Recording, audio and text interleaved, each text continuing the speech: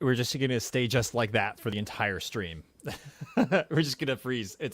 Everyone's going to leave in about 20 seconds. Well, everybody, welcome into episode 17 of the Galactic Window Space Podcast. My name is Nick. I'm also known as the Orbital Alliance. And I am Tan, also known as Chasing the Milk. We're back. We're back another week, another Monday, another conversation about space and astronomy and perhaps some other things. We'll let the wind decide, right, Tan? Yeah, today's we got a special episode tonight because we don't have a guest and we're just gonna freeball it. Yeah, right. Winging it, chicken winging it with all the dark meat. I'm excited though, man. We're getting close to episode 20, which is just awesome. But episode 17, I'm excited, man. Yep, 17. Next week, 18 will be legal adults. I just kicked my camera. Oh my gosh. Yeah, I mean it's we're like we've been saying in past episodes, it feels good to just watch those numbers climb and feel like we're getting the reps in, and it's been so much fun to do. Guest or no guest, like just conversing and being somewhere regularly on a schedule is just so much fun. It's actually a helpful thing in life, right? Yeah, I feel like I'm getting really good at just having a conversation. That's something that I've just been working on. Even outside of this too, I just feel like I wanted to improve my social skills. Right at this second though, it's super tough because I'm on video and my nose is like super itchy. So I feel like I just have to keep on poking at it. But get that right there. yeah, this is fun. This is cool. This for anyone listening. If you guys have ever wanted to just get better at talking to people, start a podcast. Don't even worry about like what you would talk about because we're still trying to figure it out too. Mm-hmm. Just do it.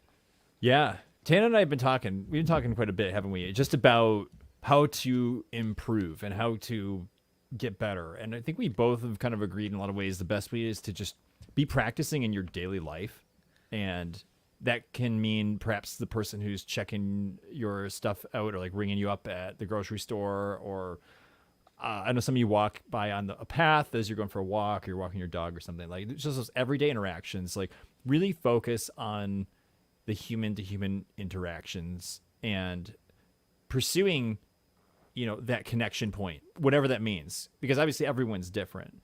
But trying to enrich that moment and see the other person for the human being that they are, and then focusing on the word choices that you're making and the emotions and the deeper elevations you can take a conversation into.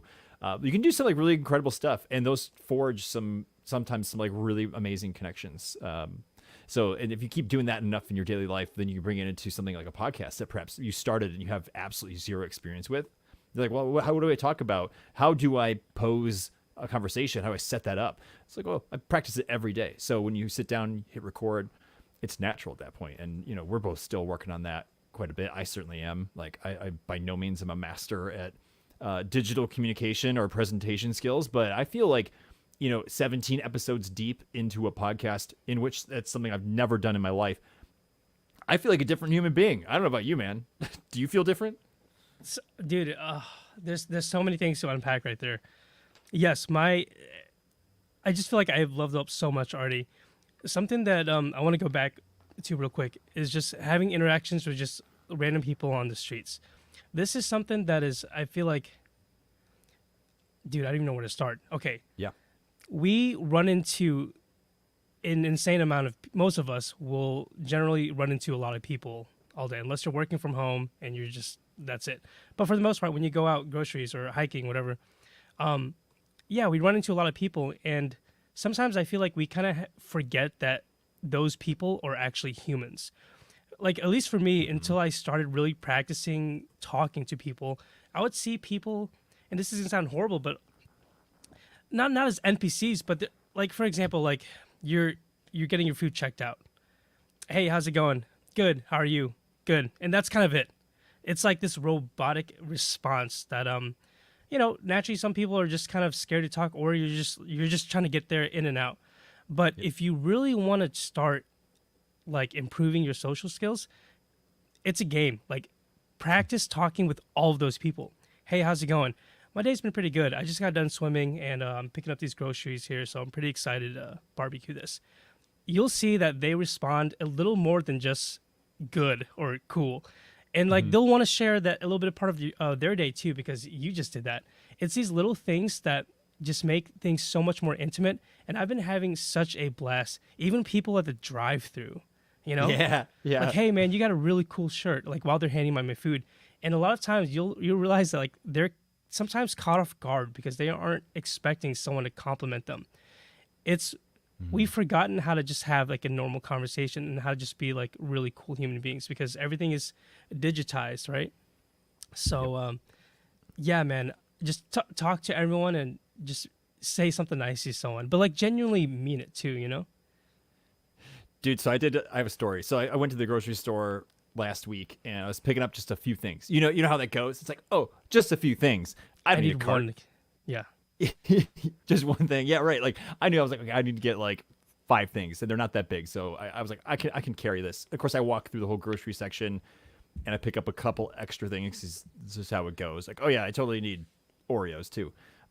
So you know, I'm that guy with my arms full, juggling. I stuck my chin holding it. I'm literally that dude. So I get to the checkout line and there's no one in the lane. I walk up and I literally just let it spill on the conveyor belt. And the guy's just looking at me. He's like, how's it going? I was like, dude, I did that thing where I should have gotten a cart.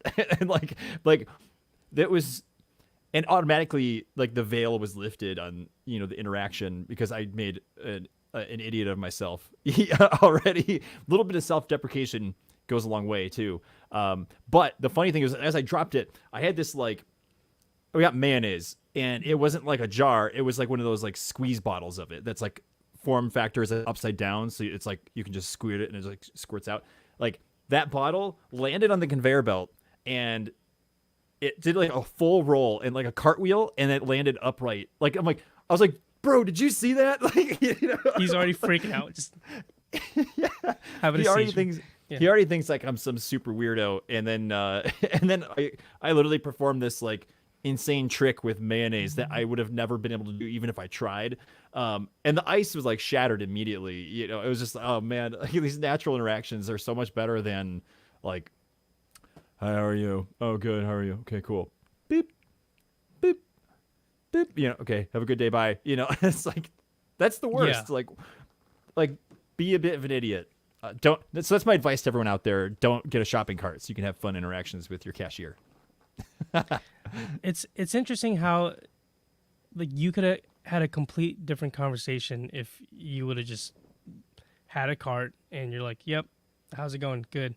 And look, not everyone's gonna be like I'm not saying I'm super chipper all the time, and you know, like I don't expect everyone to go out in their best mood, but you know, it's going to be tougher whenever you're not like feeling it. But on the moments that you are feeling it, you can easily like spread a little bit of joy just by sharing a little bit of that interest or, you know, just sparking up a conversation. And what you'll realize is a lot of other people are equally as scared to have a conversation, or sometimes they're so introverted that they don't know how to like really have a conversation, and because everyone is so like, hey, how's it going? Good. How are you? Good. They never really get to learn, you know. So this is a good opportunity for kind of you to kind of help them get out of the shell, because as soon as like that light bulb clicks for them, they're going to be going out and doing the same thing to others and kind of seeing like testing their powers a little bit. Yeah, dude, it's kind of crazy to think about. I think most people, if I were to take a wild stat, this might even be a conservative statistic, but there's legitimately no proof behind this. It's just my assessment. Like, I would argue that about 90% of the populace has no clue how to actually communicate properly or communicate well. Let's go with that. Let's use that wording. And by that I mean like have any sort of intentional practice or mentorship, or let alone formal education. Maybe they had to take a speech class in school or something like that. But like, I would argue most people don't have it. And they're, to your point, most people are afraid of it, so they're certainly not going to pursue it, and they would like to get through their day with minimal interaction, with the fewest amount of words exchanged, because that's the safest place to be. But I'd be curious. I don't know that's not for everybody. Like, some people are wired certain ways, and that's totally fine. Like, I'm not saying everyone needs to go out and be this massive extrovert. Disregard your nature, forget about it. But I think a significant portion of that unsustained 90% or unsupported 90% that I came up with, like maybe half of that are people who would actually see their lives improve or change if they worked on their communication and pursued those more real human interactions along the way. Like, I think they like come alive, awaken to a different side of life that they're otherwise denying themselves. Whew, man, 100%. It's so. It's funny because I feel like a lot of us, including me at one point, were like introverts. And I'm not, and just a quick disclaimer before I say what I'm about to say, I'm not attacking anyone who's an introvert, because I think a lot of us can be. But it seems like a lot of people will claim being an introvert as like, not like a flex, but like, oh yeah, I'm an introvert. And I'm like, well, that's not, well, I mean, it's not a bad thing, it's not a good thing, but I feel like there's an important skill to be had even with introverts. That's fine if you are naturally and you want to be alone, and maybe you don't want to engage with every person you see. But at some point in your life, you're going to need to know how to communicate certain situations, and you can't do that just being an introvert all the time. So Right, for sure. It's just an important skill to have, I think. Yeah. Yeah. Yeah.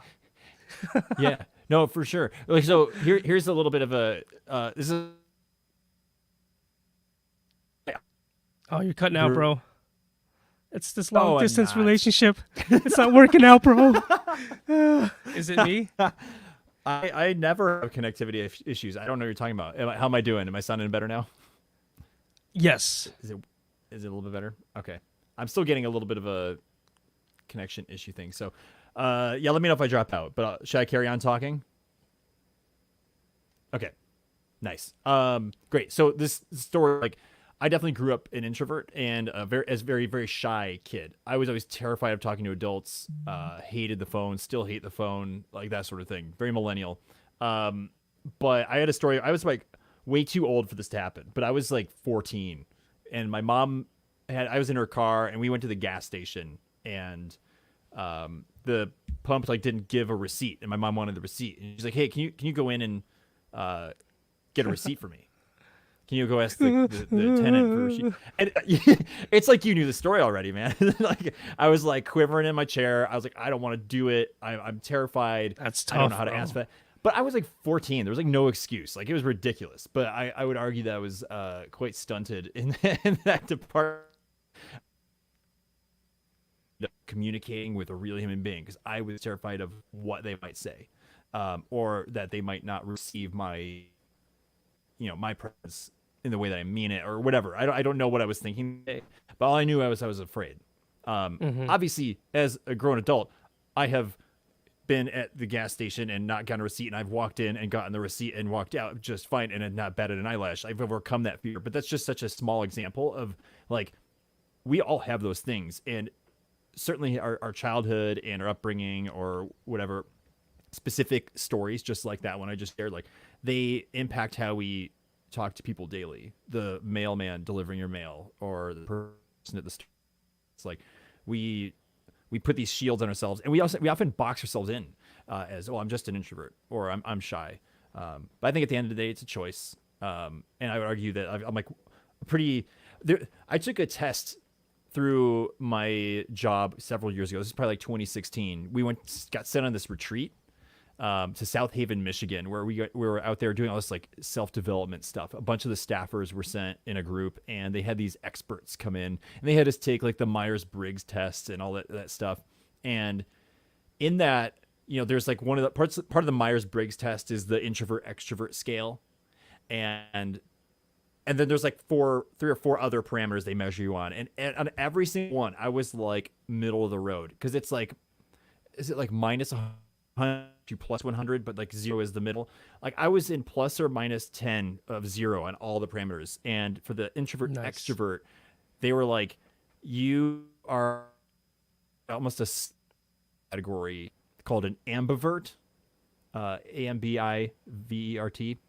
So it's like you're kind of like a chameleon. Like you scenario you're in. And I'm like, I'm curious how that would have looked when I was a kid. And I'm curious now as like a more developed adult, how that would look. Like, would I be pushed way more into the extrovert? Because I just feel like I've changed over time. But I've always thought about that like ambivert category and how many of us maybe fall under that. Man, that's an interesting thing to kind of like unpack, because I think it's a lot psychological too, man. I think a lot of us will get in our heads. They always say like we're our own worst enemy. I think the thing we do is we just make up these scenarios like in our head for some reason, like, oh my god, that girl right there is she's way out of my league. I don't think I'm even gonna like try to approach her. When in reality, it's probably more weird that you're sitting there like staring and trying to contemplate if you want to approach her or not. I think it's just a mind. It's like it's a mental block. And I know that's like really easy to say, but like it truly is. We have to just change how we word things, because I truly believe like that's a huge part of it too. Like if you're just gonna say, "Oh, I'm an introvert," you're literally just you're assuring yourself that you are. Maybe you should change that to, "Oh, I'm currently improving on how to become a better communicator," or whatever it is that you. Right. Oh, I'm not really good at math. Like you're telling yourself that, and your brain is naturally going to believe that. So maybe whatever it is, say put it in a positive light. Mm-hmm. Yeah, how we carry it is important.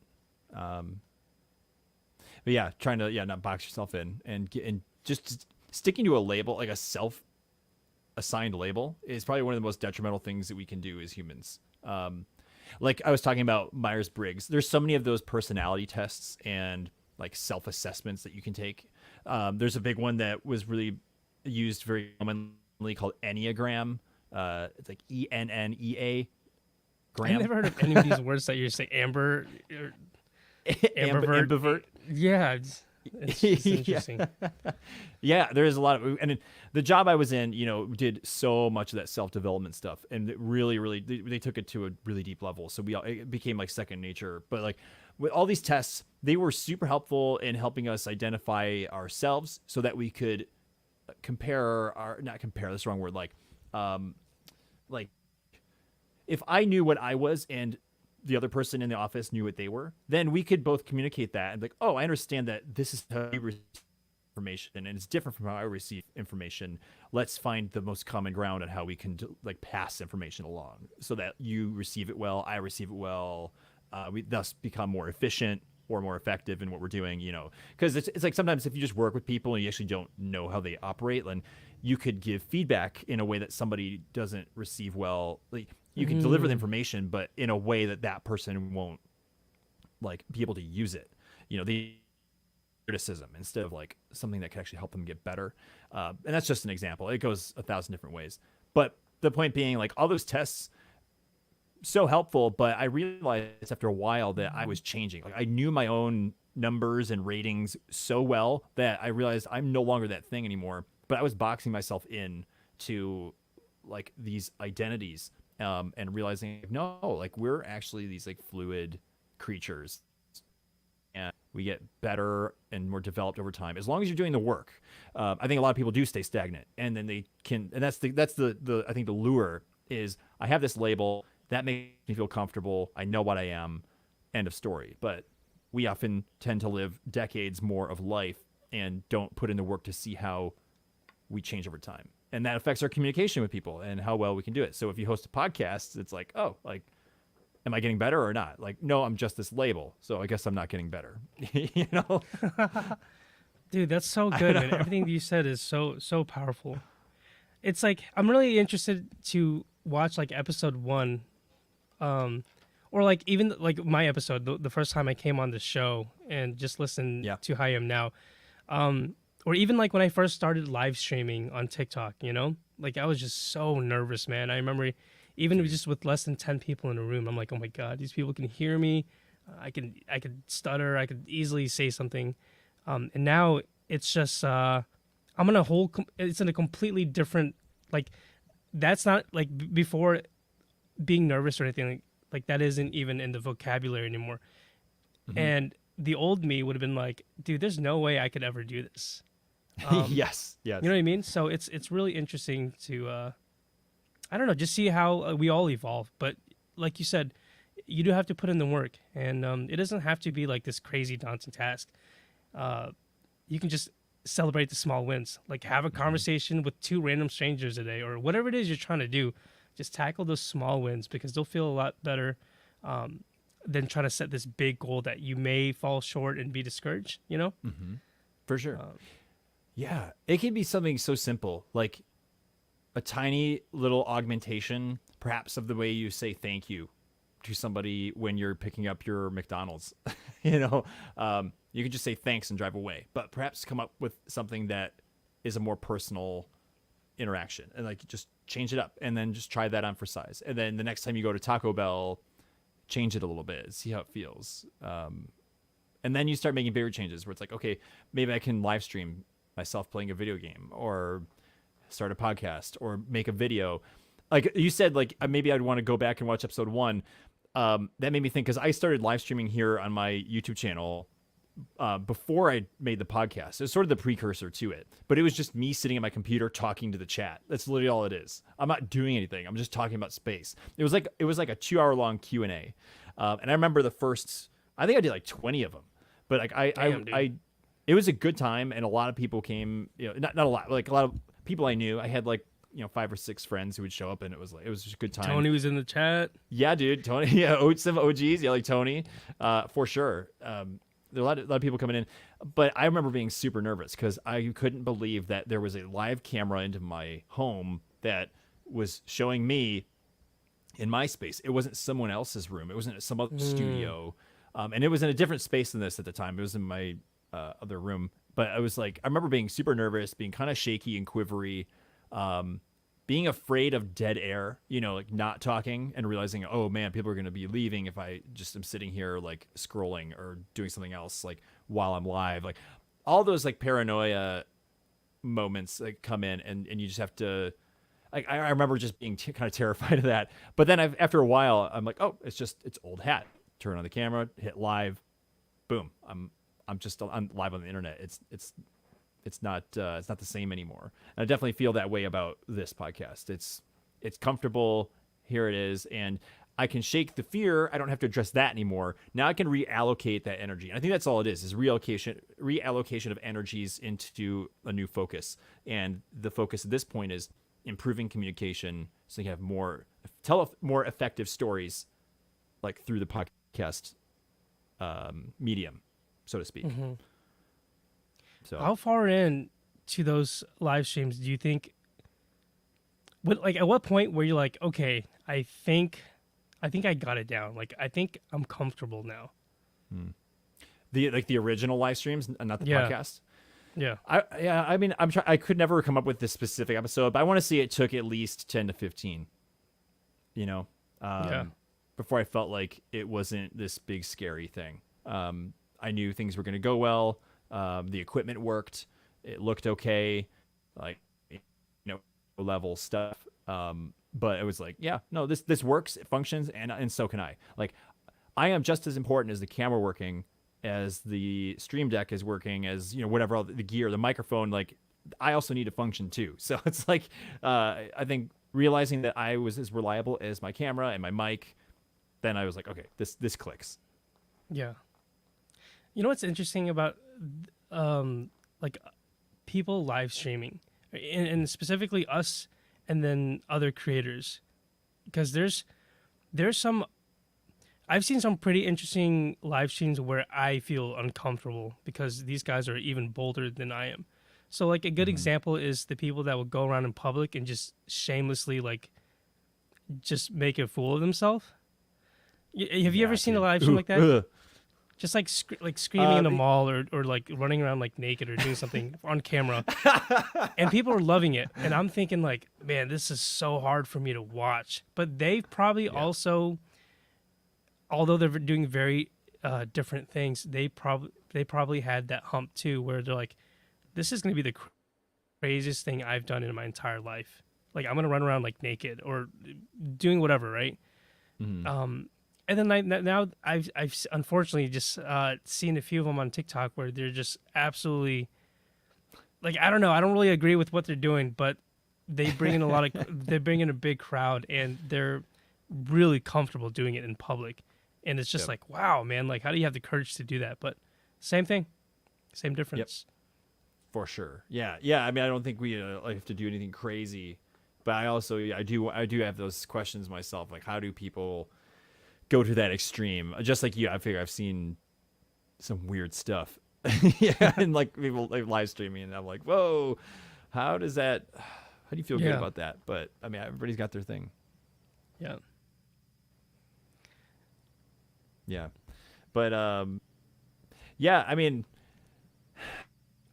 the podcast medium and our decision to keep it live, I think that's a helpful thing to always like be talking about, because we've experimented with some pre-recorded episodes in the past, but there's that human element of having a live chat and being able to it's like we're on a stage with microphones and we had an auditorium with people like coming in, whether it's 5 or 50 people.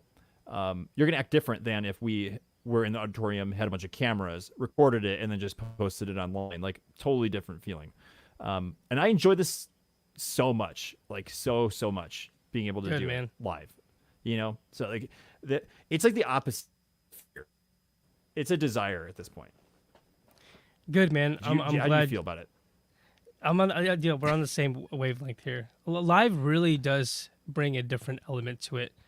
There's I guess before there's this like constant pressure to, I guess, entertain. Like there's people live right now, but I don't know. It's for me. It's just showing up, and then it's like a show. I don't know.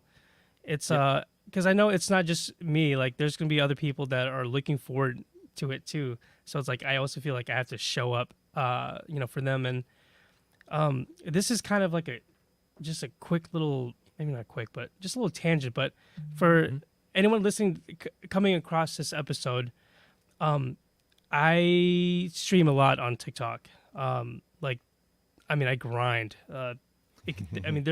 Sometimes there are nights where I stream 3 to 4 hours every single day or night, 7 days a week. But I haven't streamed on TikTok in about 2 weeks, I think, something like that. Right, taking a little social media detox. Having this live podcast every week has been the greatest thing, because I can just come back to this, and it is so different. It's just a different space here on YouTube, man, or even on the podcast level. Yep. It's even though we're both live, it's just I can dump my thoughts out here so much more easy than I can on the other platforms.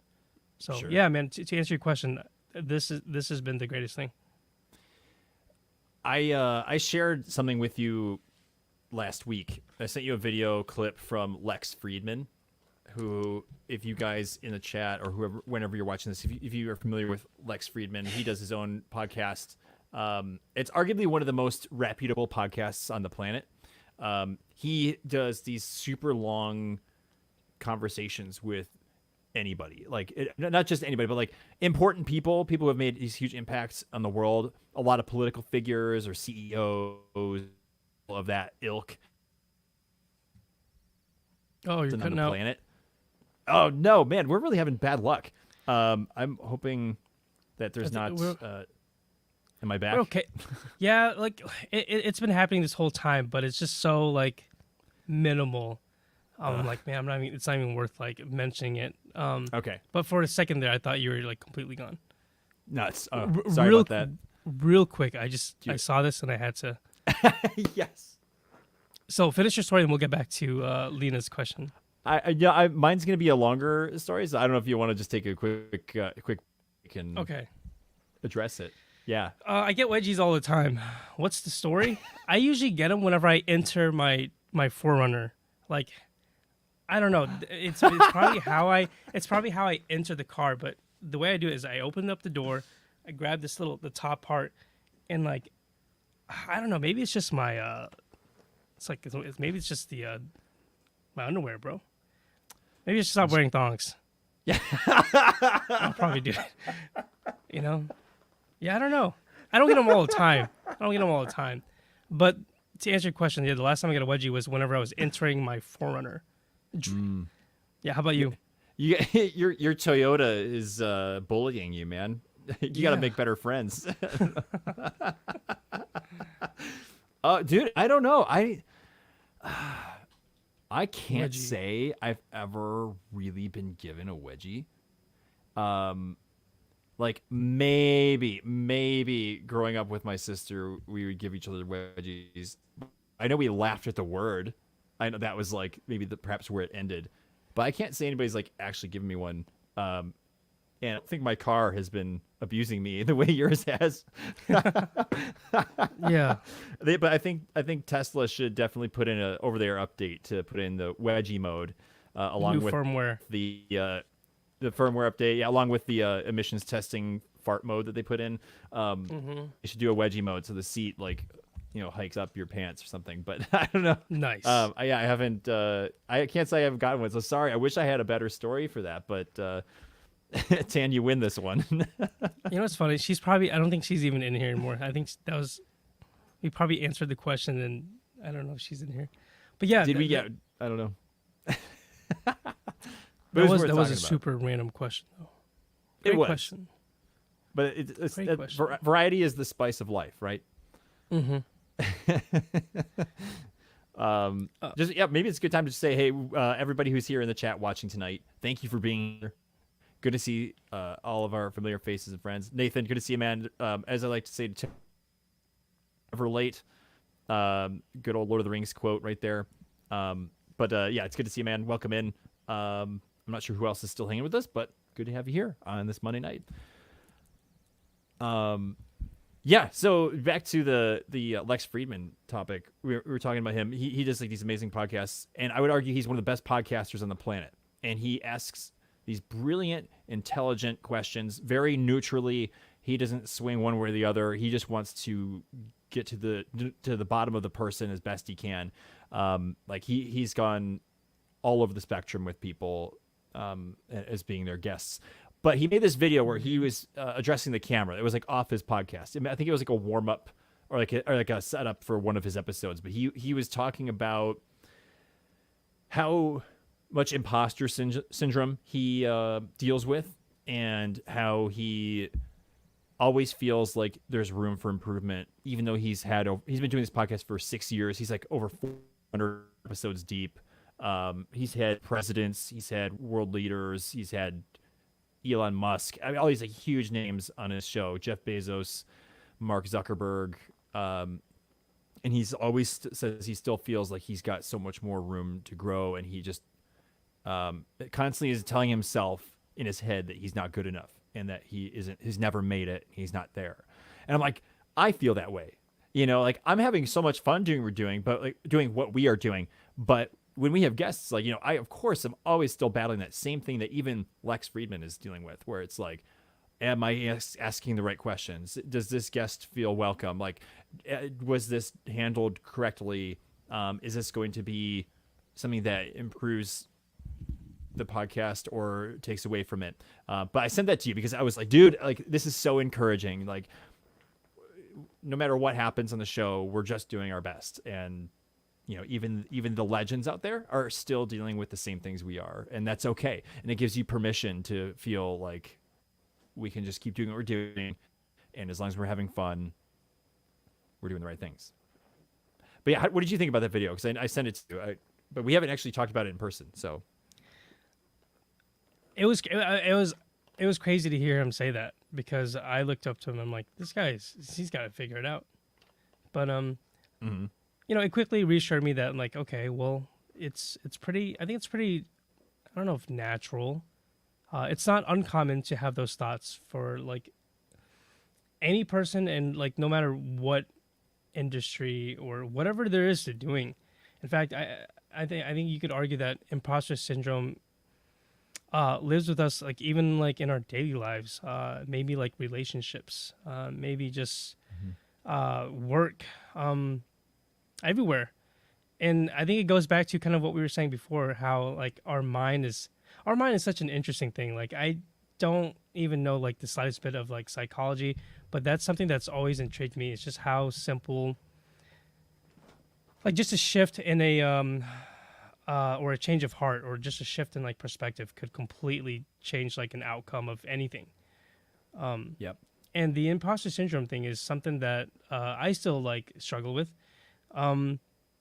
Yeah, sometimes it just feels like you're like not enough, or like why are people even listening to this? But I don't know. Like I don't know. Like what would you say is your best way to alleviate that? Imposter syndrome. Yeah, because like I don't. That's a tough one. It is. Yeah. Hmm.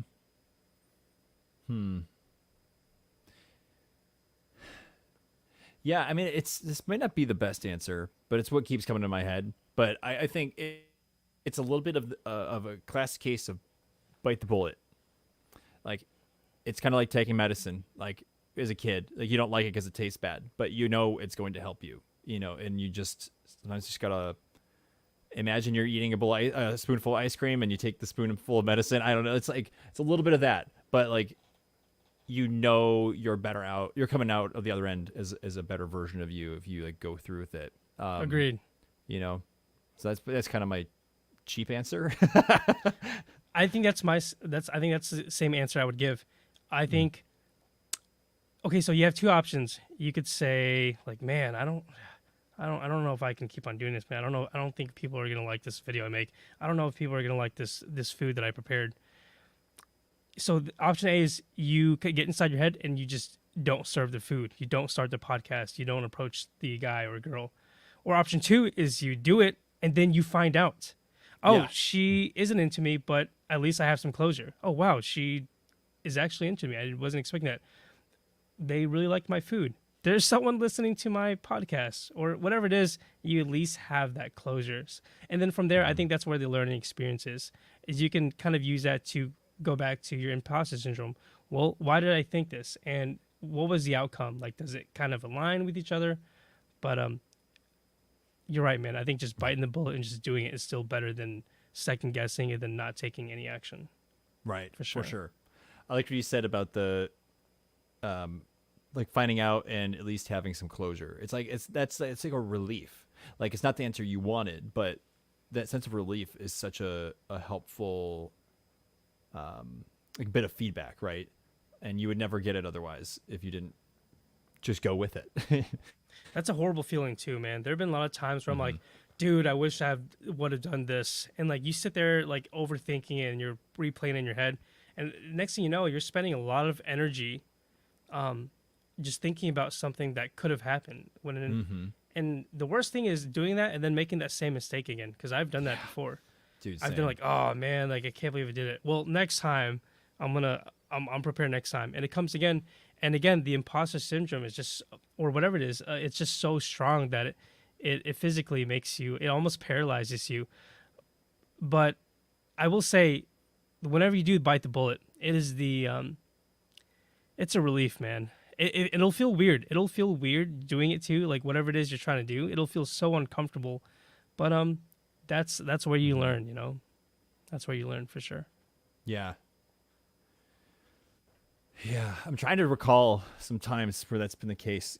I know there's just so many, and they kind of blend in with life, but it's certainly they're numerous for me. Feeling like I'm out of my league with something, and just doing it anyway. But did you ever second guess like the podcast even before starting out? Because that's like a big thing to want to do. Like I'm going to start the Galactic Window and interview people and share their stories. Yeah, sure. I mean, I was I'm trying to so this to give some perspective on the time frame here. That's about a year ago. So I started the first episode, I believe, was like September 6th, 2023, something like that. So like that would have just happened a couple weeks ago, plus a year. So we're July or August. I know I had the idea for a while, but I think it was the fear of reaching out to people and the fear of rejection, that people would just be like, no, I don't want to do that. Or that you're not established enough. Why would I want to be on a show that has 2 episodes, or with somebody who is not that great of a presenter, or you're not experienced enough, or something like that. But I think I found a strategy I was confident in and went with it, and there was certainly a little bit of a bite the bullet component to the equation for it, but. The other thing too was that coming out of COVID, I think everybody was starting podcasts. Like, obviously, that's kind of a meme at this point to some degree, even where it's like, who isn't doing a podcast? So I think there was some like, well, I got to be good if I'm going to do this, because I need to try to be the flower in the bunch of weeds, because there's like if everybody's got a podcast, like how do you stand out? Like what makes you unique? Yeah. So I think I wrestled a lot with that, was like, well, if everybody's doing a podcast, how is mine possibly going to be worthwhile doing?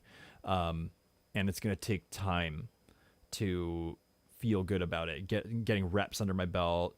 And I was like, I think I was definitely afraid to reach out to people, because I had just started really connecting with a lot of you on TikTok at the time. So, like asking like Joe and you and my first 6 guests. These are people who I barely knew online only. So I was like, man, these people barely know who I am, and I am sending these random DMs with no experience. Like, hey, do you want to be a part of a podcast I'm just starting?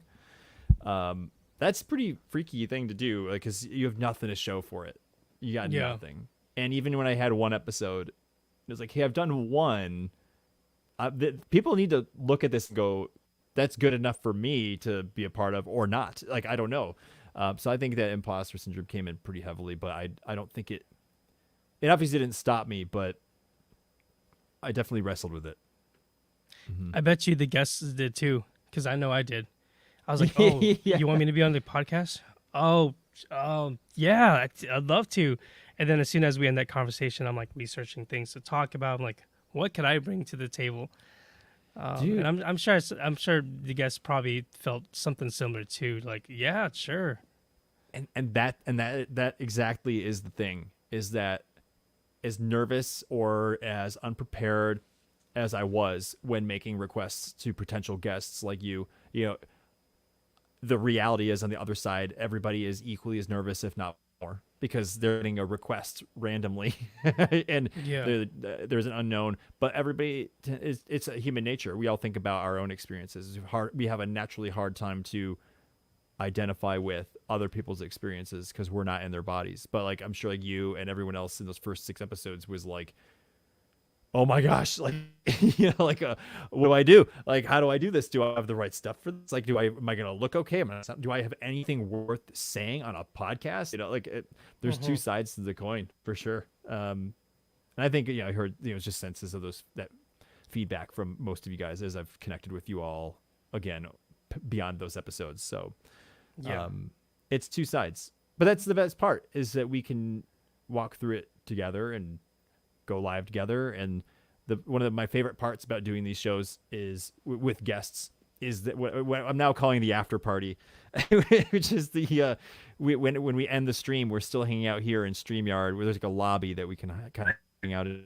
We're not live, but we can just talk just like we are right now, like what you're seeing. And I love just talking to everybody and debriefing and hearing what they have to say, and watching the steam vent, because their engines have been rolling and they're high pressure because they've been broadcast live onto the internet for the whole world to see. But as soon as that big red button for live disappears, everyone deflates. It's like a bouncy house that like you've been jumping on all day, and all of a sudden it's okay, you can let that thing deflate and you can just converse again.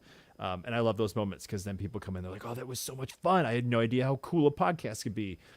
Maybe I want to start one. There's good stuff comes from it. And it's all from that risk of biting the bullet and overcoming the imposter syndrome, Mm-hmm.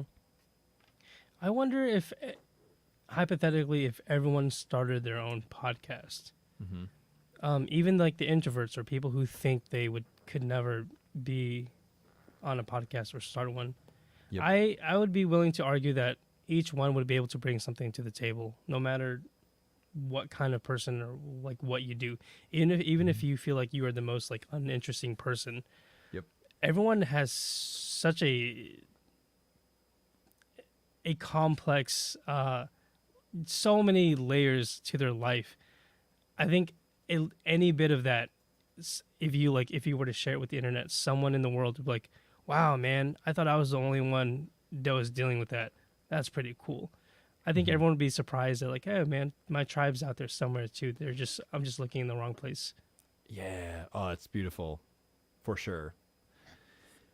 Yeah, man.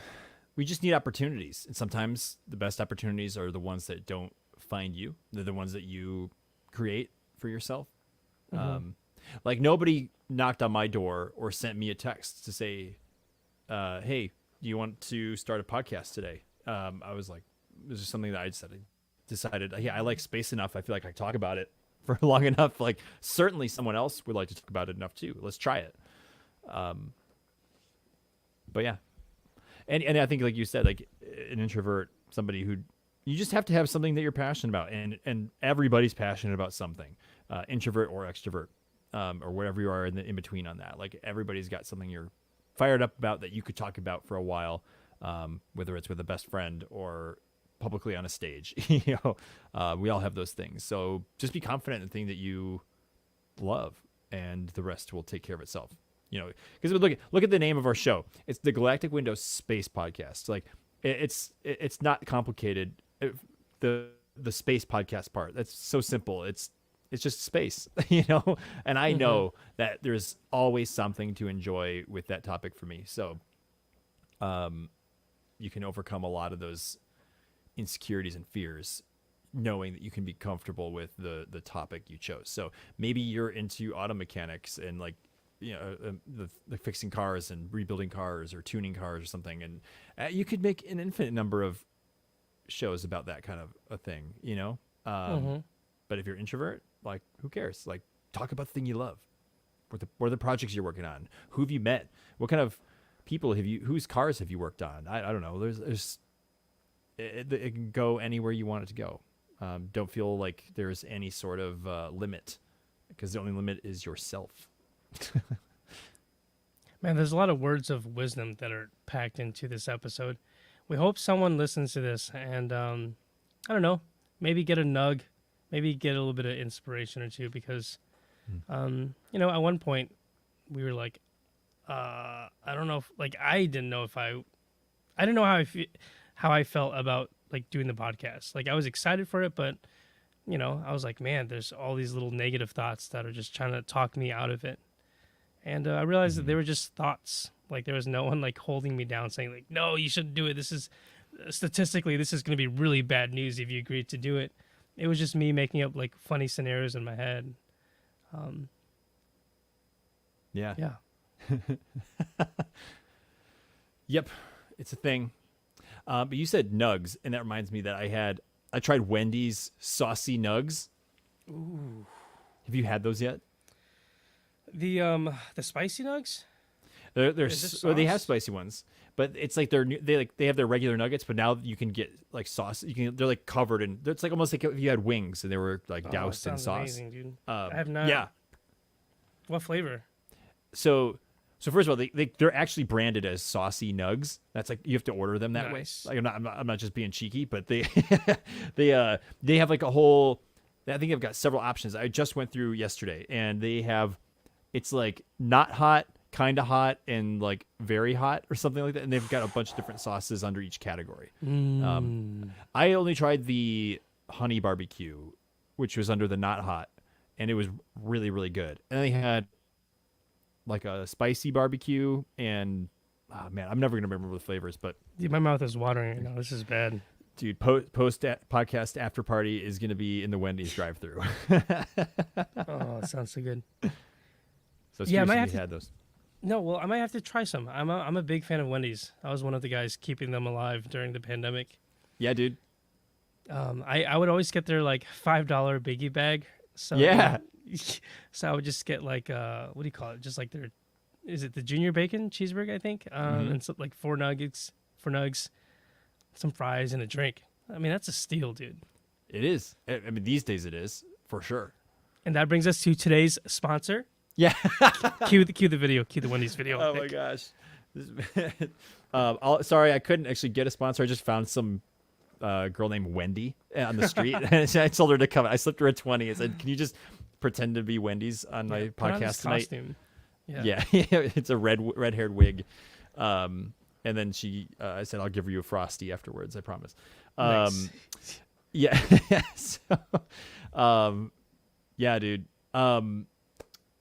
I just had a total brain lapse where I was going, this weekend, like, is the autumnal equinox. So yesterday, technically.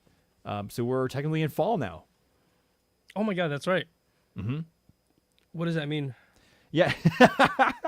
Yeah, Tell dude, me more. For sure. Yeah. So the Earth is tilted, it's on a 23-degree axis tilt. So the northern hemisphere is tilted in one direction. So as we go around the sun, it faces different ways, which is what gives us seasons, because we're tilted. Depending on what hemisphere you're in, you're either facing towards the sun a little bit more or facing away from it a little bit more in either direction. I didn't know that. Dude. You didn't? No. Oh, dude, no way. That's Today cool. years old. Yeah. Okay.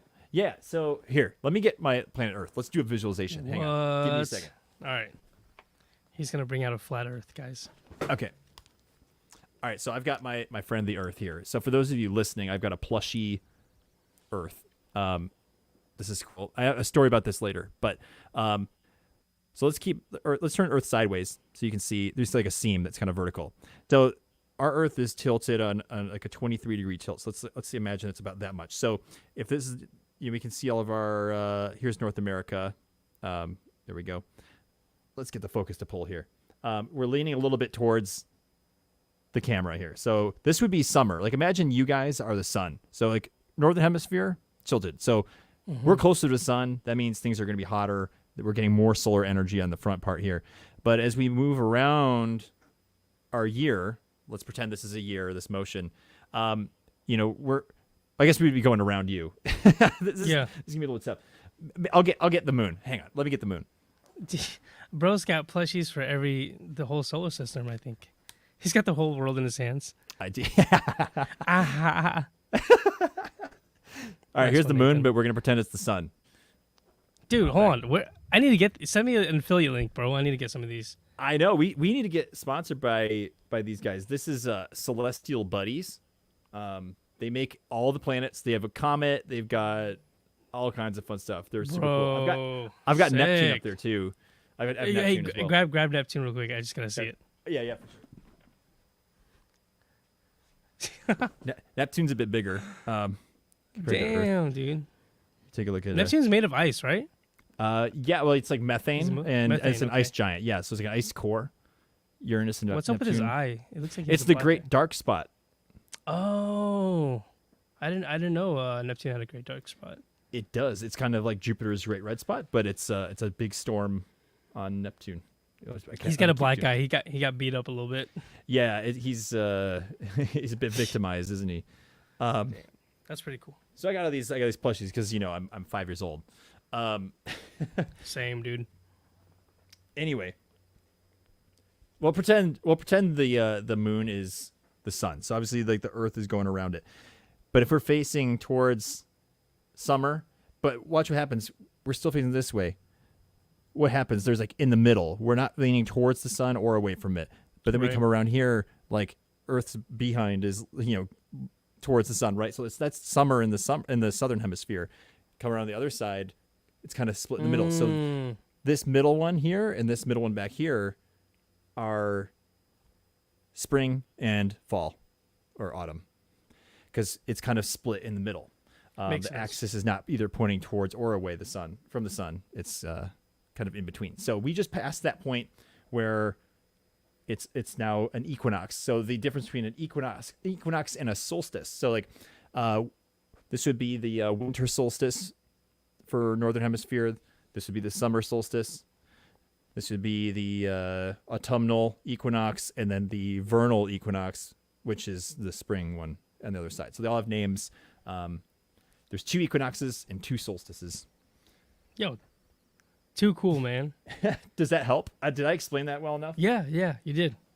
You did an excellent job of explaining it. So that's why all the seasonal breaks, all the days where it's like, hey, it's a new season, those are the astronomical markers for the position of the Earth relative to the sun. Like So the orientation. That's a more accurate word. The orientation of the Earth. Sorry. What was your question? Sorry. No, it was going to be a bad joke. No, we want bad jokes. I was just going to ask how all that contributes to pumpkin spice. But I don't know. I'm a big fan of fall, and I also am victim of enjoying pumpkin spice, food and drinks. Yeah. I might have to get a pumpkin spice latte or maybe a donut or something tomorrow. You know what you should do, which I did because I'm bougie, is I got the pumpkin spice frap from Starbucks the other day. Sheesh. It was good. Just saying. I'm not a huge pumpkin spice guy, but it was good. So if you're looking for something, I do. go with that. Nice.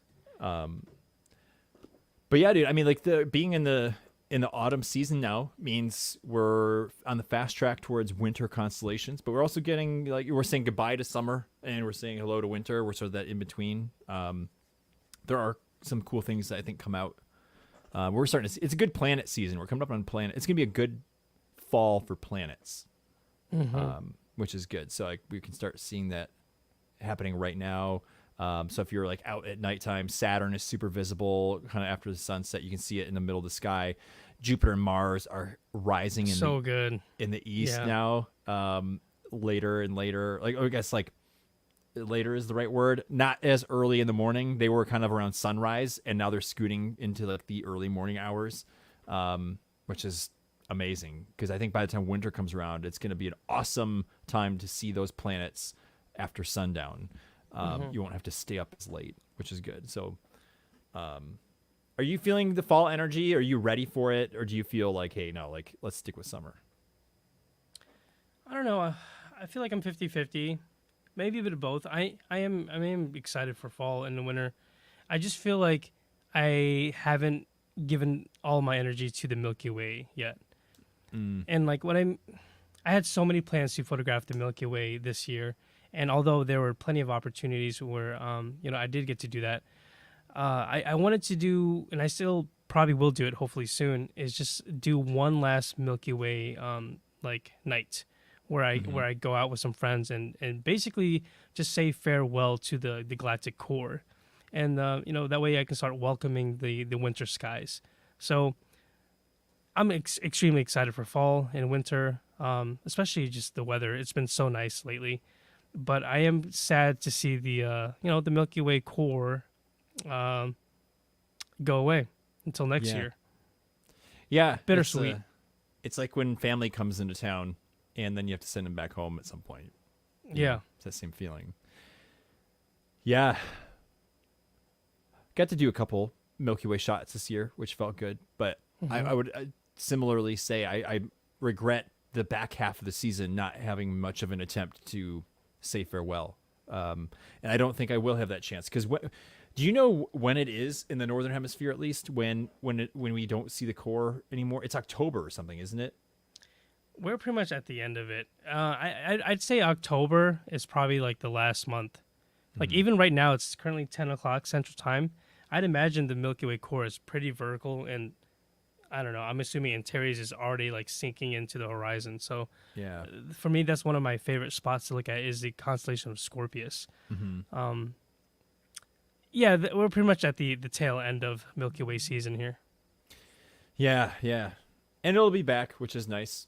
Like, are you foreseeing any sort of plans for the early season, like May next year, where you're like, let's get after it? Do you have any desires for specific locations to pursue?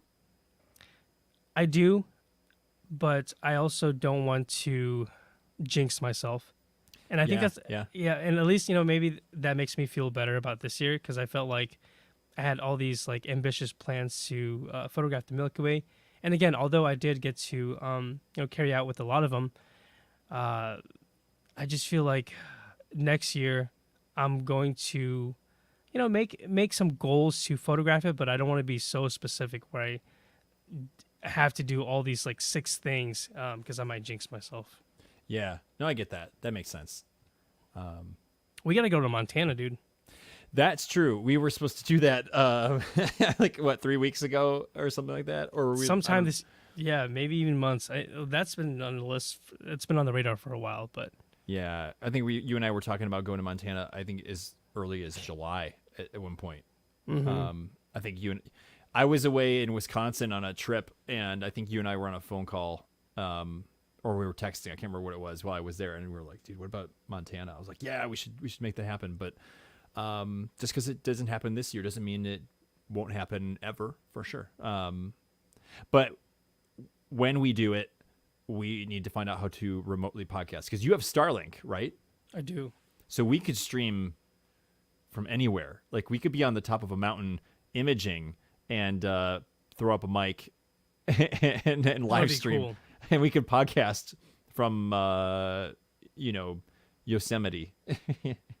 That would be so cool, man. I think it would probably be a really cool podcast because I would be so there's just something about being in a different place, especially when you're traveling. You have this like, it's almost like you're a new person. And for those of you guys that do travel or get a chance to escape just the normal like daily grind, you'll know exactly what I'm talking about. You're feeling more creative, you're more inspired, you're more happy for the most part.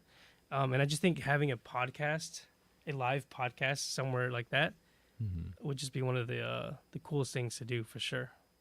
Yeah. Oh man. Yeah. Make it happen. Sky's the limit. Speaking of the sky, I'm going to look something up real quick because I saw a headline this week about SpaceX Starlink because we had mentioned that. I saw that Australia has... Okay, so for reference here, I got a couple bits of this. So first of all, here's the statement. 3% of Australia's population is using Starlink as their primary source of internet now, which I know it's like, okay, 3%, big whoop. But let's think about this here. I just looked it up. The Australia population that I just got from Google here is 26 million people as of 2022. So that's like 2 years out of date. So it's probably pretty close to this point. So let me see. What is 3% of 26 million? I'm just going to Google that. 780,000 people using Starlink in Australia. And I was reading the comments on that post because I was like, I want to know more about this. Why is that an amazing and significant percentage? Most Australians actually don't have much reliable internet infrastructure. My guess is a lot of that is changing, but from what I read from citizens who were commenting on it, were saying that most of their telecommunication infrastructure in Australia is like very old copper wire that's just like decades old, and it's kind of like it's not updated to like fiber or anything sort of like high bandwidth. It's not very modernized. So they're all stuck kind of at the limitations of maybe something that was like phone lines that were run in the 80s or something like that, or earlier. Yeah. So imagine being in Australia, and I don't know what kind of bit rates they were getting or what the average citizen gets, but certainly in the more rural areas where you don't have a shot, that number, that 3%, 780,000 people all of a sudden having access to this global internet service where these satellites are going all around the earth, providing that at any given time. That's a huge number, and you're getting 150 to 250 megabits down per second, which is pretty massive. Fast. That's all you need. Like, you can stream videos in very high quality, no problem. You can have multiple streams running on that. You could be streaming video games, playing video games online with minimal latency, reliably. with that. And this is starting to sound like a Starlink ad. I don't even have it myself, but I just am more commenting on how that's changing and how that service is being provided for everyday folks who their infrastructure is not even able to give them an option to do that well. Like it's not like, oh, I just can't afford it. That sort of a fidelity. It's not even an option for a lot of people. And it's just an example. It's kind of that way all over the world. And I think Starlink is available to over 100 different countries all over the planet at this point. So, and they're adding new ones all the time. I see the official account from Starlink posting about it. Oh, we're now online in this country. We're online in here. We're online in this continent now. It's so cool. And I know it's active in Antarctica too, because I've done some research about the stations in Antarctica, and a lot of those infrastructures, of course, were very, very under supported.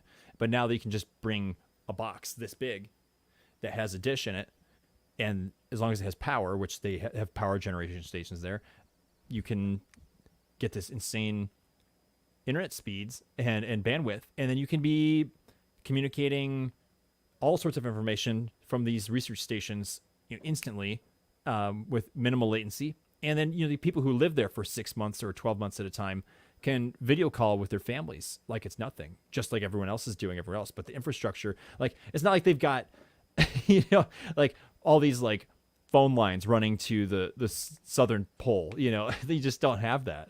The opportunities are pretty wild. So I think if they're making it work, then you and we could be on a Milky Way trip in Montana, and we can be doing a podcast live at the same time. I think it's possible. Yeah, dude, I'm down. Starlink is pretty cool for sure. Yes. Sorry, I went pretty hard on that, didn't I? No, I didn't mean to say like. I apologize. No, you're good. You're good. I'm riding with you. I was just like, yeah, Starlink is the shit, bro. Because like, for listeners, I use Starlink, and everything you said Starlink is pretty awesome. I plan on bringing it to the upcoming Star Party next week, and hopefully sharing it with some other people who need internet too. But do you use it only for trips, or do you have it wired in at home as well? I've only used it a few times at home whenever our internet went out. This was when we were still using a Spectrum, and Spectrum's ass. I don't care if they hear this, but seriously, like, they're horrible. So I switched over, and I went with fiber, and it's just been like the biggest game changer. So zero problems whatsoever. But at the time, whenever I was using Spectrum, and it was like constant what do you call it, like outages. Like if I got really desperate to like finish a movie or to watch something or maybe play a game, then I would switch over. But for the most part, what I use Starlink mostly is for my astro trips, where I'm either going on a road trip to somewhere remote, or if I just need to go an hour away from the city just to get to some darker skies where there's little to no service, then Starlink is a perfect case for that. Yeah, I regretted not stopping at Best Buy and picking one up before my trip to Canada in August, because like that would have been a game changer, man. I know we were talking about it. I think it was it last week or the week before? I'm trying to remember now. But yeah, it's that would have made all the difference in the world, having access to something, because I think I may have mentioned I was trying to upload the photos that I took of the aurora, and just to put them on Google Photos, and that's something that takes all of literally 1 to 2 seconds while I'm at home. But when I was up there, I had to use my cellular service because there's no internet infrastructure at all where we were. Yeah. Like, it's like there wasn't even a choice. And there's not like there's a Starbucks I could drive to get internet. None of it. It was like whatever your cell phone could get, you just had to attach to your computer. It took an hour and 20 minutes to upload one photo. Dude, I've been there before. In fact, whenever we met up for the annular eclipse, that was a perfect time to have Starlink, because I was trying to, basically Nick and I were trying to coordinate on where we would meet up. Yeah. But I was also like in a really remote area, so it wasn't like I could just text him like, "Hey man, I'm by this spot." Like, it was just like, I don't know how it happened. I think I started driving around towards the city until I got your text messages and sort of until I got signal. Yeah, that I remember that dead. There was like That a was 3 or funny. 4 hour window with nothing from that we keep. And I would get one of your texts, but I would try to send something, but you wouldn't get mine, and vice versa. Like it was like this is like northern Arizona, northeastern Arizona. We were trying to get to Kayenta. Kayenta. Yeah, which is in the middle of Navajo Nation, like the reservation for the Navajo tribe, and Mm-hmm. beautiful, beautiful area. But yeah, it's like coming from the west, so we were passing through like the towns of Page.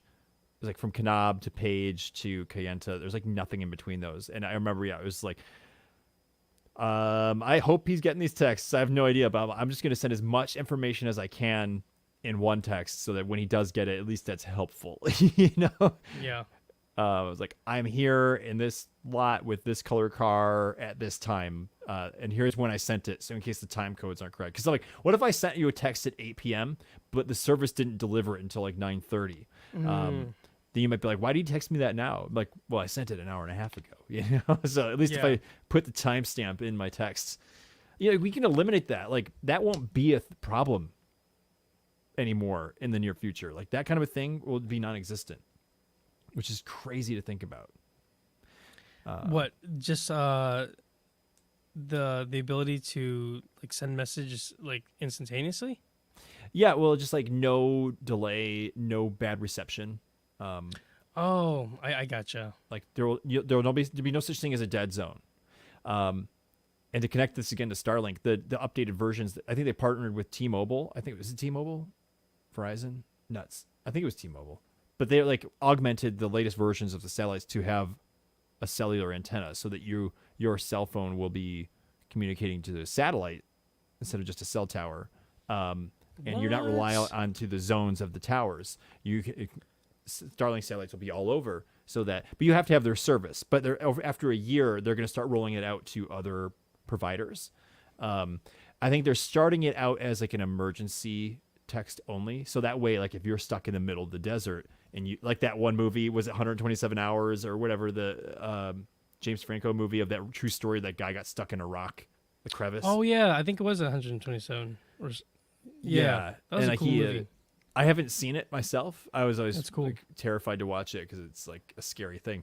But like moments like that where it's like if you got stuck somewhere but you had your phone and you're in the middle of nowhere with no reception, you could use the emergency to satellite service and get a text out, guaranteed.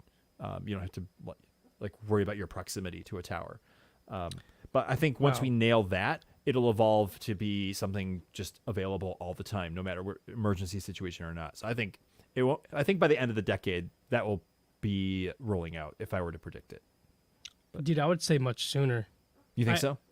I would probably say that they're maybe already working on it.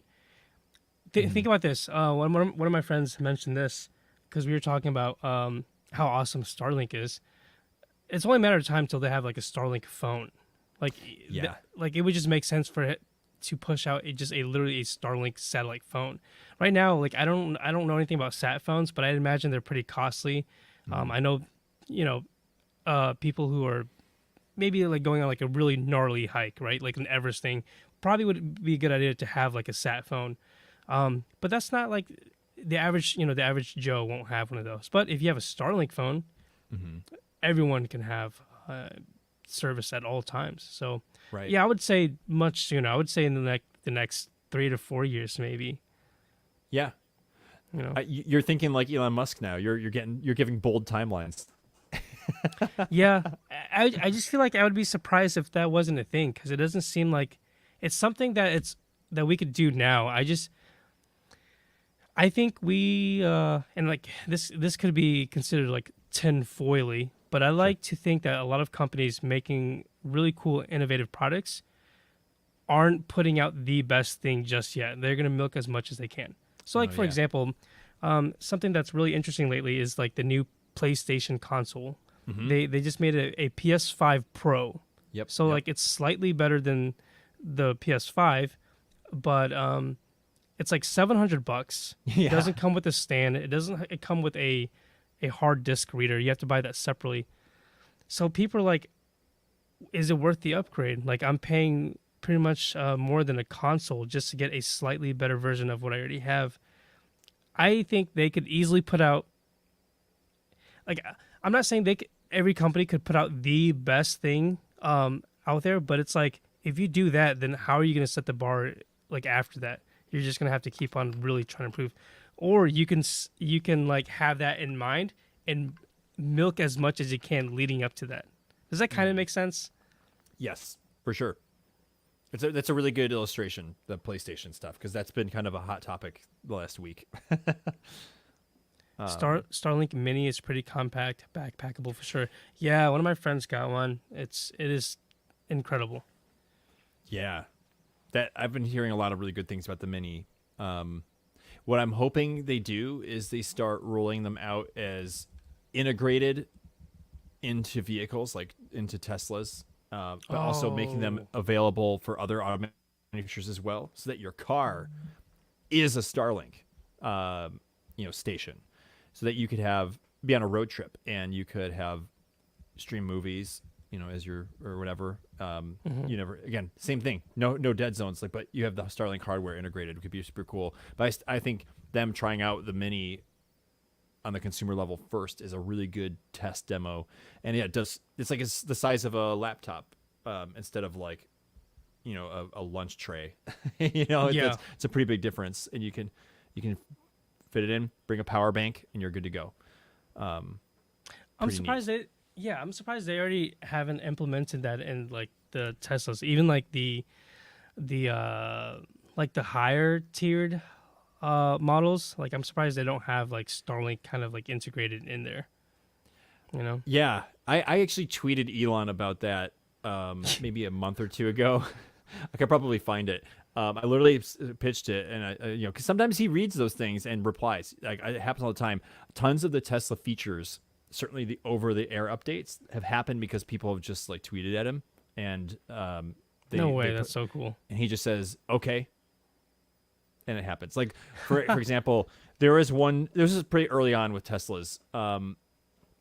There was a guy who tweeted him and said, "Hey, the chimes, like the in-car chimes, like your parking chimes and like the door noises, they're way too loud. They keep waking up my kids. Like if my kids fall asleep in the car, and I'm like pulling in, I want to keep them asleep and get them inside. He's like, they're too loud. So he's like, can you make a feature where you can turn the noise down on the chimes?" And Elon said, okay. So they made a toggle switch in the menus called Joe mode, because the guy who requested it was named Joe. So just turn on Joe mode, and the chimes volume is cut in like half, and it's still in the cars today, because some dude just tweeted him. And that's like the perfect example of it. And there's been awesome. There's been a ton of other things like that, and it's been so cool to watch over the years. The Starlink thing, I was hopeful that if I submitted a tweet that maybe he'd be like yes, but I would have to believe that they're already way on top of that, and they've been working on that. And I think the Starlink technology is still pretty early too, even though it's fully functional and providing. They need a couple reps to get under their belt before they start like permanently putting it in to vehicles, But I don't think it's that far down the line. I think it'll happen, because that'd be great. Like, you don't even notice there. It's just built into the car. Like you wouldn't see a dish like tacked on top of the roof. It'd be like integrated. Like I don't know. That's just my hope.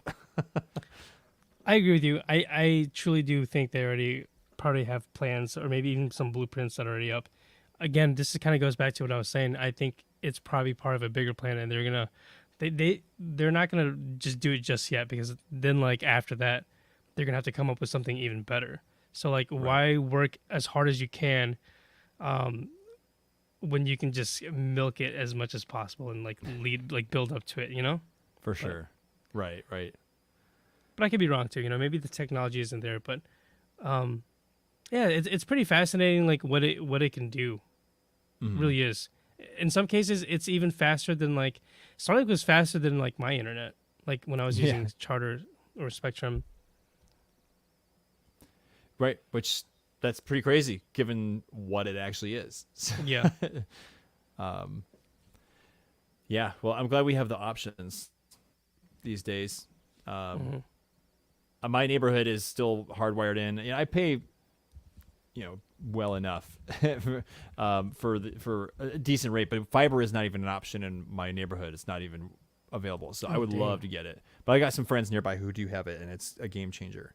For them, especially uploads. That's my bigger issue is upload speeds, because you can pay all day for the upgrades on download, but the upload stays the same. It's junk. It's like, okay, great, you get like 25 megabits up.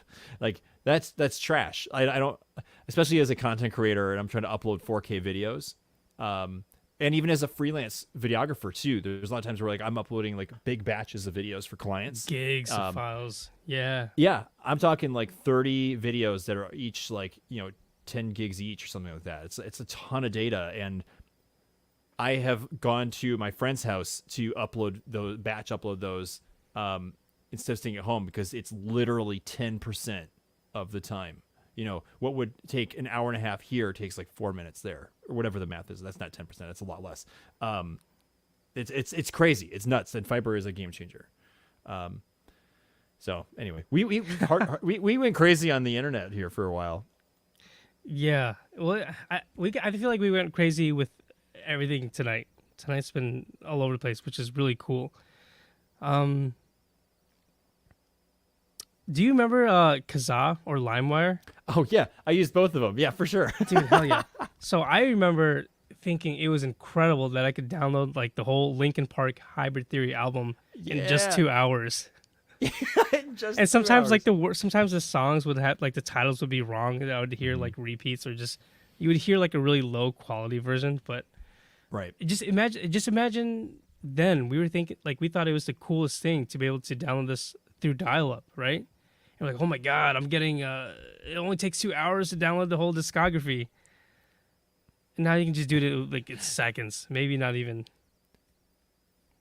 like per song. Yeah. Oh, 100%. Chris saying I broke 2 family PCs with the good old LimeWire. Same, man. I think my sister and I did the exact same with our family computers too. All the viruses from peer-to-peer networking. Oof. Yeah. 2 family PCs, bro. I mean, We're taking that away from you, Chris. Yeah. Chris is no longer allowed to use any of our computers. That's so funny. I mean, I was on the Napster train when Napster was a thing, and it's still a thing, but like, when it was like the original Napster. The OG. And I used Kazaa and LimeWire, and I think I got off the train after that. When iTunes became a thing, and I started actually purchasing music because I wanted to make up for my sins. I needed to atone for my sin. Yeah, same. Dude, I missed that. I actually missed the process of transferring, like buying music, downloading it, and then transferring it to like your iPod Shuffle or iClassic or whatever you were using, right? I think I had all of them. My favorite was probably the Classic, and then I had the Touch, but the iPod Classic, I think I still have it, and I really want to find the old charging cable so I can plug it in and just kind of relive my my early freshman year. Yeah, you need the old before that even. It's the Apple 30-pin connector. Is that what it is? It's that wide, got 30 pins on it, and it's a wide connector. So look for that 30 pins. If you can't find it, just go to Amazon and get the iPod 30 pin, and you'll be good to go. I'm literally looking at it right now. 30-pin cable. Man. Yeah. I had 2 iPods. I had the first iPod Video, and I just picked it up out of my drawer the other day because I was like, oh hey, there's my iPod. And then I had the first generation iPod Shuffle, so it was like that stick one before it got really tiny, but it was like the big Nano, stick. Right? Yeah. No, it was like the Nano Shuffle. It didn't have a screen. It was just like the play button, right? The play and like the arrows. Exactly. The directional. And it had a USB port on the end of it, but it was covered up by a cap, and the cap had a lanyard, so you could wear it around your neck. A little stick. It was like wearing a thumb drive on your neck. It's literally what it was. But dude, so Nathan, I remember this. I remember Nathan had a Zune. I had a Zune too, bro. Zunes were cool, man. Yeah, it looked cool. There was I loved the colors of Zunes because they had like a brown color, I think, and like yeah. It was like red or pink, or was it? I thought it was like a magenta. It was. Here, let me look it up real quick. Yeah. I like that they Zune. threw that mention of Zune at the end of Guardians of the Galaxy Volume 2 when his tape player Yeah. broke and they found him a Zune with like 1,000 songs on it. Oh, I had no idea. That's awesome. Yeah, there's a nice little reference there. I'm like, oh, that's a niche group of people that they're catering to. I think millennials only might get that. Zune. Do you remember the Dell jukebox? I do not. I'm gonna look Do you it remember up, that MP3 player that Dell, jukebox. the computer company, made to like be a competitor for the Whoa. iPod at the time, and it had a scroll wheel on it. It was like a thumb wheel. Looks like a BlackBerry, bro. Super. Yeah, Yes, I'm looking at it now. because That I looks think crazy. I had one friend who had one. Gosh. It runs off of AAA batteries, bro. Jeez. At least that's what that's crazy. Like it runs off of AAA batteries. I had no idea. That's hilarious. That's so funny. You can listen to That's listen terrible. to about 20 songs until you have to replace. Yeah. Well, Yeah. with like alkaline batteries, when you're like playing something, like if you had a toy, you know how when you get to the end of the energy in the batteries, it just is like if it had a sound bite like a toy. Like imagine like a Woody from Toy Story be like, "There's a snake in my boot," but if the batteries were dying, it'd be like, "There's a snake in my Yeah. boot." Like imagine that happening in your iPod or your Dell jukebox. Like you'd be listening to like freaking Linkin Park, but it'd be like putting on a low pass filter and just watching Yeah. it fade into oblivion. This thing is ancient, dude. I'm looking at all these little. Wow. Yeah, I've never seen that one. I had my MP3 player was like one of those, like, I don't know if it was an off-brand thing, but it was one of those ones you just get at Walmart. It was a Rio Cali 256. It was a little green looking thing. The most ergonomic thing ever. It had a little control stick, a little thumbstick. I loved it. Nice. It was awesome. I need to look it up. Mine was like a forest green color, which I loved. I wonder if I still have it somewhere. Oh yeah, there it is. The days were simpler when we didn't have to be iPhone 16 Pro Max all the time. Yeah, everything's a subscription now. If you think about it, man, no one owns like no one has like a. Yeah, everything is just a subscription based. Right. And you feel like a sack of trash when you don't get the top tier version of whatever this year's thing is, right? Yeah. It's like, oh, you got the Pixel 8, but you didn't get the Pixel 8 Pro, or or you got the MacBook, but you didn't get the MacBook Pro because with the the M4 chip Ultra in there instead of like the regular one. I don't know. Right. There's all these like flashy words for stuff these days, and it's like, can't we just settle for okay sometimes, like we used to, and put viruses on our family computers? Yeah. Ruined 2 whole computers, bro. Yep. Dude, I don't know about you, but do you want to end the night tonight with a game? Ooh. Yeah, let's do it. I'm You up. want to do it? Yeah. We can have a little fun. We came up with a game that we have not tried, and we're going to do our best to see it through. So here, everybody, ladies and gentlemen, we're going to welcome you and introduce you to Astro ABCs. Ooh.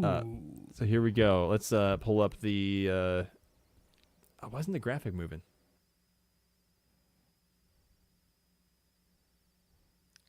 Nick's loading.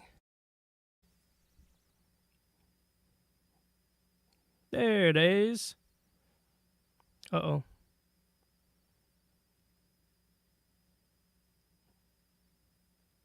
I think there's some connectivity or maybe some loading that's happening.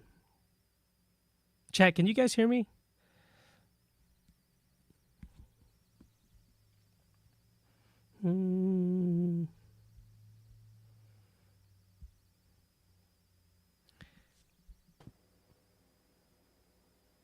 Dude, am I back? You're back. Oh my goodness, what is happening? Are you? Okay. Do you have LimeWire in the background? I think I'm downloading too many things illegally on LimeWire in the background. Am I loud and clear? Am I clear now? Yeah. Okay. I tried to move over the graphic for the game, and it just took a dive, and it kicked me out of StreamYard. So, Oh wow. No worries. sorry about that, everybody. And we are talking trash about internet service providers. It's like they know. It's been a rough night for connectivity. I don't know what the Are deal you using is. Spectrum? Yeah, no. I was gonna say there's your answer. I might as well be. No. Well, let's go back here. I'm gonna start playing this music here in the background. Oh, here we go. A little funky music. Okay, you guys, let's introduce Astro ABCs. This is our brand new game here on the Galactic Window Space podcast. What we're gonna do, and this is gonna be something that we bring into future episodes as well, is we go through the whole alphabet A to Z, and we try to come up with spacey or astronomical words, terms, or phrases that begin with each letter. We try to get from A to Z as quickly as possible, and the goal is to have the best time every episode. So Tan and I are going to set the bar tonight. We're going to get our first run times. I'm going to set up a clock on my phone, a stopwatch, and we're going to see how quickly we can get from A to Z naming space words only. And what we'll do is, as we play this with other guests in the future, it'll be Tan and myself plus our guest, and we have to try to beat the leaderboard time. So how you and I do are going to determine how well we do in the future. Okay. So, Sounds good. So we're going to It's alternate. trippy. So, for example, go ahead. I was gonna say it's trippy seeing myself on this side. I kind of like it over here. Yeah, we should. Why do we always do the same? Let's break up the pace. Swap We it should, up. yeah, Swap it up. swap it. You know, I like for it. sure, dude. I do too. It looks good. So That's so it's funny. gonna be. We'll start with A. Then, for example, I might be A, Tan's B, I'm C, Tan's D, and so on. So, are you ready, man? Are we ready to do this? Okay. Yeah. All right. Do you want to start? You want to start with A? A for astronaut. Right. Okay. So I'm gonna hit the start on the time. So that's your warm up there. So here we go. Okay. 3, 2, 1, go. Astronaut. A is for you. What do you got? Astronaut. B is for black hole.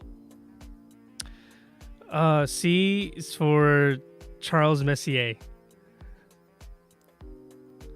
Charles Messier, astronomer. Yes. D is for dark matter. Okay. E is for eclipse. Good one. F is for there's no planets that start with F. Oh man, I'm on my heels with this one. F, What about Jupiter? Jupiter. Oh, Fomalhaut. Fomalhaut is Oh, one yeah, of the those, star. Yeah. Star. Yep, the distant Yeah. star. Okay. Okay. D for you. G Ganymede. Yeah, Good one. Ganymede. H.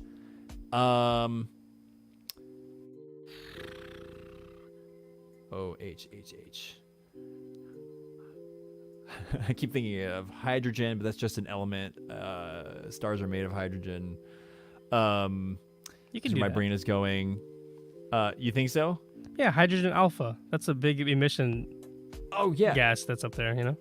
Yeah. Hydrogen Hydrogen alpha alpha. filters. Yeah. Sure. Okay. Cool. All right. I to you.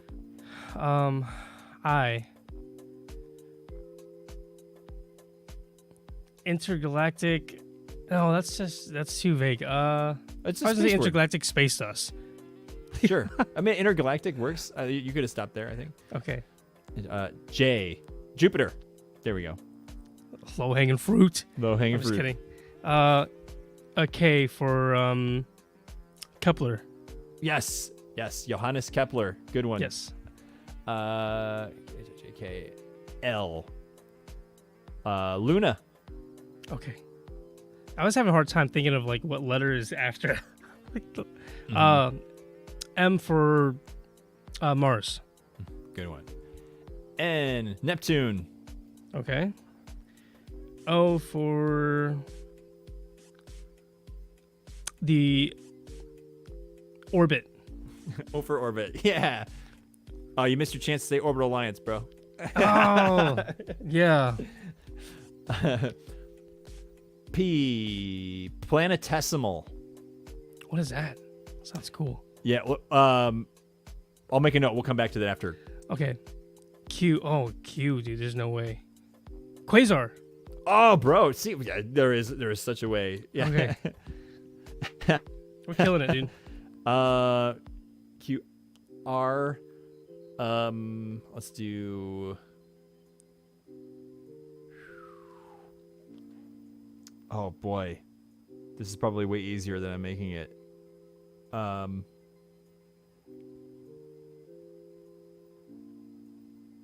it's R. R in space. What's R in space? Yeah, I Rocks. don't know. Rocks. I mean, doesn't you're not wrong. It doesn't count. No, I don't think it counts. That's cheap. R. I'm gonna say There's a star. Go for it. Did you say there's a star? Yeah, I think it's called Rosselhog. I don't know if that does that ring a I bell? don't know that one. It doesn't. It I sounds was like gonna it could be made up. I was gonna say revolution. Okay, yeah, that works. Mhm. Okay, I'll take the low-hanging fruit. S Saturn.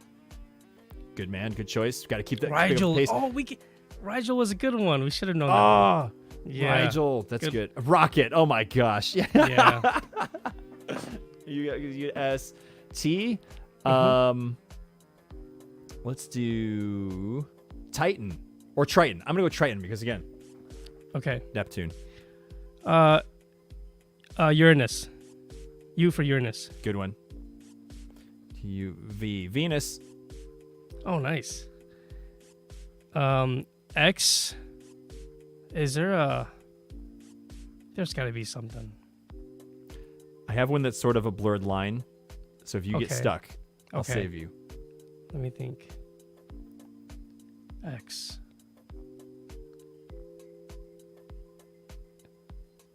Yeah.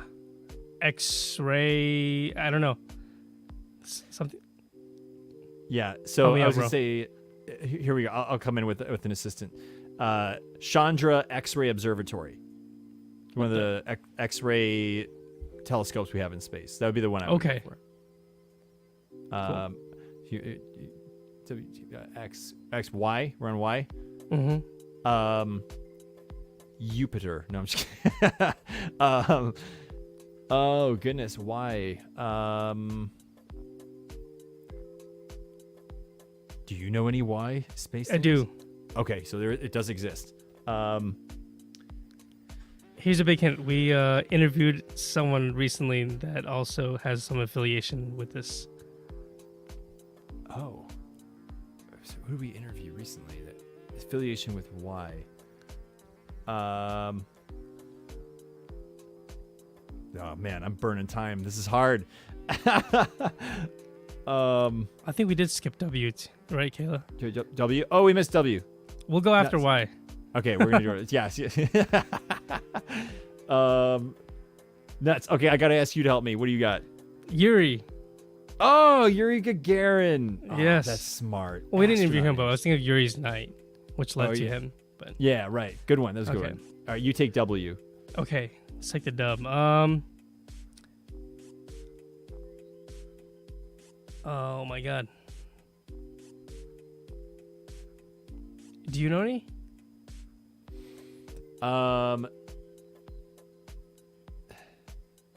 No. Yeah, this one's tough actually. The end of the alphabet Maybe is that's- definitely the hardest part. Let's see. The Western Veil Nebula. Because there's the Eastern Veil. Does that count? That's good. There's the Eastern Veil and then Western? Yeah, absolutely. Okay. For sure. Yep. Are we on Z?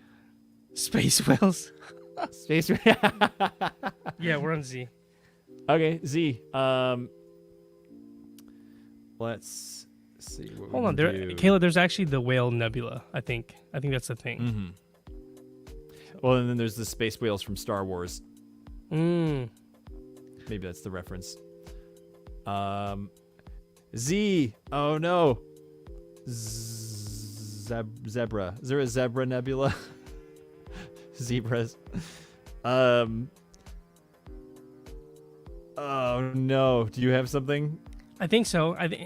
Correct me if I'm wrong, but isn't there like a zeta reticuli or something like that? Isn't that a thing? Yeah, Right? absolutely. Okay. 100%. I don't know much about it, but it sounds. No, that's good. I like that. There's all the Greek letters that are in those like naming conventions for stars. You're absolutely right. Okay, dude, that was I didn't know what to expect with that. We finished in 7:53. I don't know if this is gonna resolve here. It's not gonna pull the focus on the a little phone. under 8 minutes. A little under 8 minutes. So Not too bad. Not too bad for our first time.